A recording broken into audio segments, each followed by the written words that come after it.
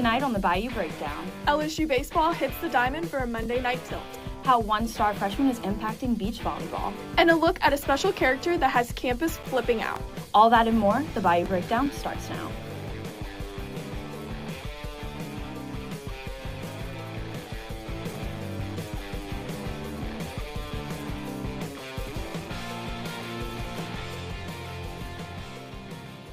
Welcome to the Bayou Breakdown. I'm Gia Ficarella. And I'm Juliana Russell. Welcome in. With a season full of anticipation and promise, LSU was able to quickly silence doubt in their doubleheader split with the Omaha Mavericks. Our own Louis DeVito was at the box with how the Tigers capped off their weekend. After their ninth-inning comeback came up just short in the first game of Saturday's doubleheader for their first loss of the year, LSU Baseball would dust themselves off, pull on their championship golds, and look to take their second of two weekend series this year. After struggling to find clutch hits in the first game of the doubleheader, LSU would amend that in Game 2, going 6 for 16 with runners on, including a Josh Pearson double to give the Tigers a 2-0 lead in the bottom of the third, and LSU would not look back from there. A Jared Jones 2-run single in the fourth would cap off a 3-run frame for the Tigers, one of the 5 runs batted in by Jones over the course of the game. Coach Jay Johnson spoke on the team's improved situational hitting in Game 2. We matched up a little better. I have confidence in anybody we put up in the lineup. On the other side, it would be cruise control for redshirt sophomore Chase Shores in his second start back from Tommy John. The righty went 5 full innings, giving up only 3 hits and no runs, tallying 6 punchouts. Kind of just stick to my process and do what I've been doing. It sucks to lose the first game, but that's I'm pitching on game 3s, so 1-1 in the series. Just kind of got to go take care of business. Combined with lockdown pitching and good timely hitting, LSU was able to put the game away and secure the victory with a 12-1 win. LSU will be back in the box on Monday night for the rescheduled tilt with the Nicholls State Colonels in Alec Box at 6 p.m. For Tiger TV, I'm Louis DeVito. With the record setting at 6-1, LSU will now look forward to today's game against Nicholls State. That's right, and Tiger TV's weather correspondent Cassidy Trepanier is in the studio with our weather for tonight's matchup. Cassidy? Before we get into the weather for tonight's matchup, let's talk about tomorrow's weather. Early in the morning, we see mid-50 temperatures, and between 12 and 3, we will see a high of 72. Now, with that sun setting at 6:01, we will see those temperatures drop from those mid-60s into those lower 40s. Now, let's get into the weather to come for next week. Like I said, that trend of mid-70s will be the trend for during the daytime with those lower 40s at nighttime. Thursday will be a cloudy day with a high of 68 and a low of 56. As we get into the weekend, Friday will be a sunny day following that trend of upper 60s during the day and lower 40s at night. Now on Saturday, we do see a mostly sunny day with the trend of mid-70s starting with those lower 40s at night. Now Sunday and Monday, we do see partly cloudy skies on Sunday with the mid-70s during the day and those upper 40s at night. On Monday, we will see a mostly cloudy day with mid-70s during the day and lower 60s at night. Now let's get into that weather for that game today.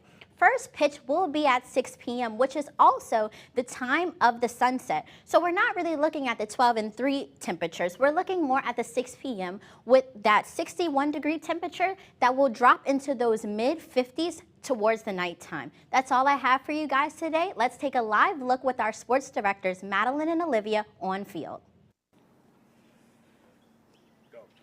Thanks, Cassidy. Yeah, the weather outside Alec Box here is actually pretty nice after the rain that we got this weekend. Now, tonight at 6 o'clock, we have LSU Baseball versus the Nicholls State Colonels. Now, this game was supposed to be in Thibodaux, but they did move it to Baton Rouge due to weather concerns. Olivia, what do these two teams look like coming into tonight? Yeah, Madeline, these two teams are off to pretty good starts to their season. LSU is sitting at 6-1 with Nicholls not too far behind at 5-2. LSU did have a few offensive blunders over the weekend, especially in that afternoon game against Omaha. But Madeline, how about that pitching staff? Yeah, Olivia, the pitching staff has been one of the greatest strengths of this team so far, and they're led by Chase Shores, who took the mound Saturday night to try to turn the Tigers' luck around. Now, after losing the first game on Saturday, it was important that Shores set the tone early in the first. Shores pitched 5 innings, allowing 3 hits and no runs with 6 strikeouts. Junior Zach Cowan also made an appearance on the mound and pitched 2 innings with 3 strikeouts. I would say I don't really prepare for it any differently. Just kind of just stick to my process and do what I've been doing. It sucks to lose the first game, but that's I'm pitching on game 3s, so 1-1 in the series. Just kind of got to go take care of business.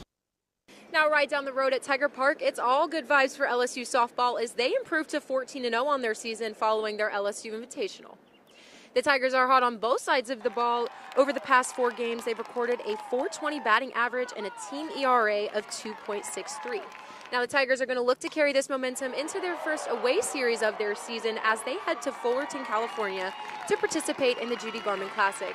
Now Madeline, back to the box. This is a highly anticipated matchup, a little Louisiana in-state rivalry going on. It's always fun. One player I'm going to be keeping my eye on is Derek Curiel. Now, he is a freshman. He had 3 runs scored in that series against Omaha, and he's bringing a lot of youthful energy to this team and to that batting lineup. Yeah, for me, it's got to be Daniel Dickinson. I mean, he was the number 2 transfer for a reason. He already has 11 RBIs, and he bats a .333. So it's going to be exciting to see if he can take over that offense moving forward. Yeah, definitely. And after we come back from the break, our very own Kennedy Banks will be in studio talking about some LSU football players who might be flying under the radar when it comes to the NFL Combine. Stay tuned. Get Gordon and get it done. Yeah, everybody know Gordon in a 225. And he done leave with Big 4. He got buku ties, Ferrari sliding, flying in a new coupe ride. And every time I ride by, I see a brand new sign. I'm a Gordon, I know that he gon' get it done. Whether it's a big truck crash or a hit and run, recovery funds, he fighting to get a ton. Mike Epps, man, we all about the Benjamin. Handling injuries, man, are you kidding me? Gordon McKernan, that's champion energy. Yeah, family man with a family plan. Get Gordon, he gon' fix it like a handyman. Get Gordon and get it done. Raising Cane's invites you to grab life by the chicken fingers. So get out there. Be you. Do you. Embrace whatever makes you, you.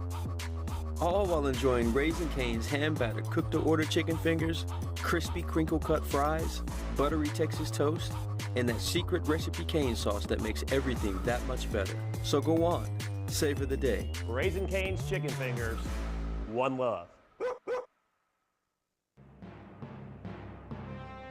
The Purple Room is back.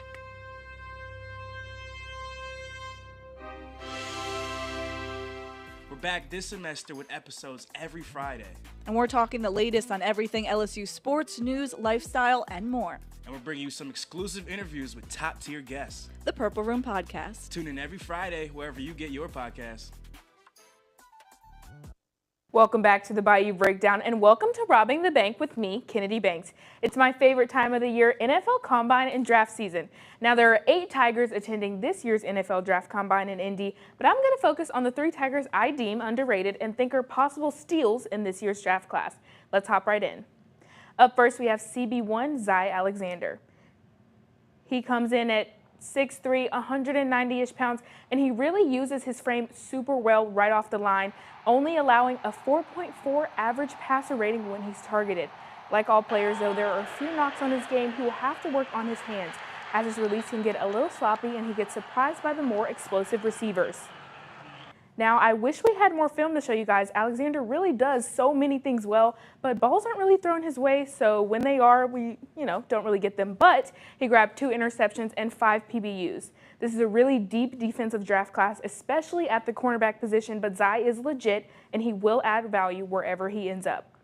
Maybe the most standout position group for the Tiger defense last season was the front 7. One player I haven't heard enough talk about, though, is Savion Jones. Now, he has all of the physical traits you want in a D lineman. 6'5", 289, 81-inch wingspan, just a massive frame of raw talent. He had 7.5 TFLs, 4.5 sacks, 8 QB pressures, and 2 forced fumbles last season. But like I said earlier, though, Savion is a raw talent. He is not the most physically talented athlete, and he is going to have to be more aggressive at the point of attack at the next level. While he needs serious development, it can and will take his game to heights like we've never seen. Lastly, on the offensive front, we have Nuss's left-hand man, Garrett Dellinger. Now, this guy is huge, 6'4", 325 pounds, although we didn't get to see a full season from him last season with that Week 8 ankle injury. He has serious talent. From a physical standpoint, he has a premier build. He's dense, uses his frame really well, and he can really take on a bull rush because of that pure size and strength. He'll have to be faster off the edge in the NFL. Sometimes he can look a little sluggish and he doesn't recover as fast as need be, but he has real potential. He just needs some time. I could go on all day about these guys, but unfortunately that's all the time I have for today on Robbing the Bank. While the football Tigers have already made their impact, there's one squad of Tigers looking to make theirs. Our very own Juliet Marino has more on the freshman star making an impact for LSU beach volleyball. Serve after serve after serve. This is Cameron Chatelier, a current freshman on LSU's beach volleyball team who was looking to make immediate impact for the purple and gold this season.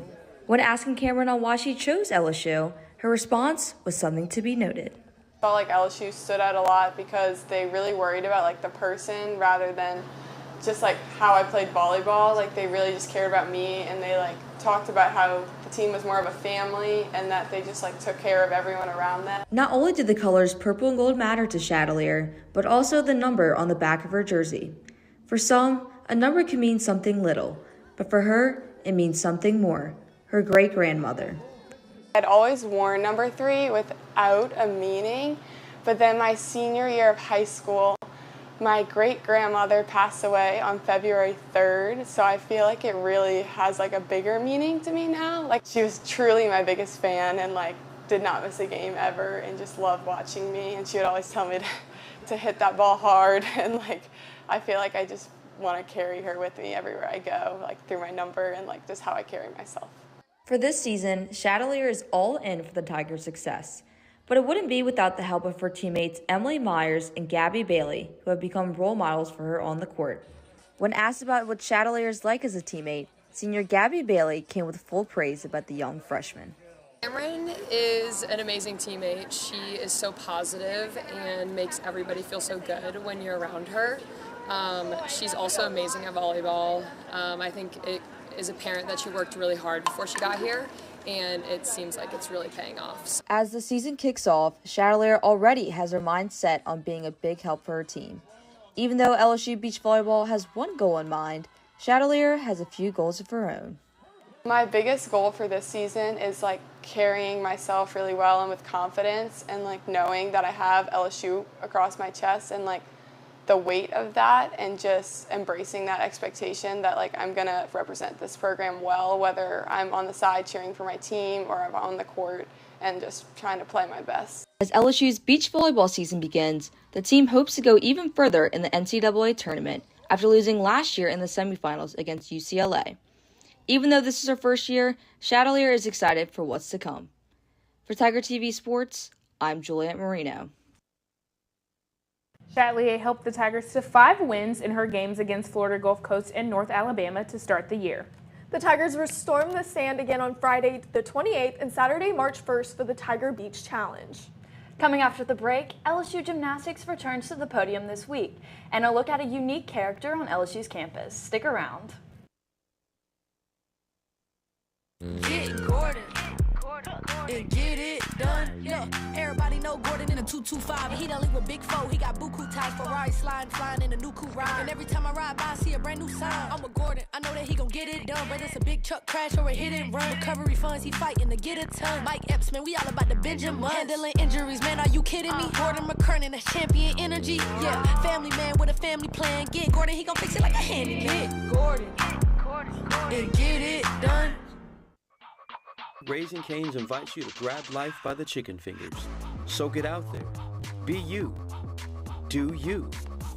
Embrace whatever makes you, you. All while enjoying Raising Cane's hand-battered cooked-to-order chicken fingers, crispy crinkle-cut fries, buttery Texas toast, and that secret recipe cane sauce that makes everything that much better. So go on. Savor the day. Raising Cane's chicken fingers. One love. The Purple Room is back.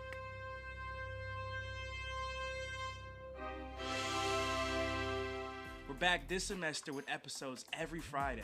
And we're talking the latest on everything LSU sports, news, lifestyle, and more. And we're bringing you some exclusive interviews with top-tier guests. The Purple Room Podcast. Tune in every Friday wherever you get your podcasts.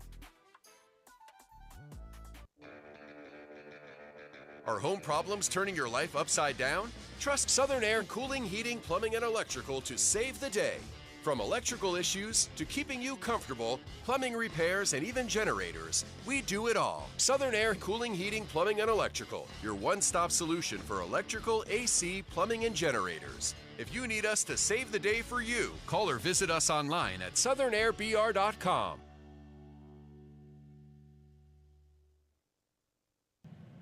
Coming off a road win and heading back up the ranks, LSU Gym will be back in Baton Rouge this weekend for the Podium Challenge at the Raising Cane Center in downtown Baton Rouge. LSU has a pretty good record of podium-style meets over the last year.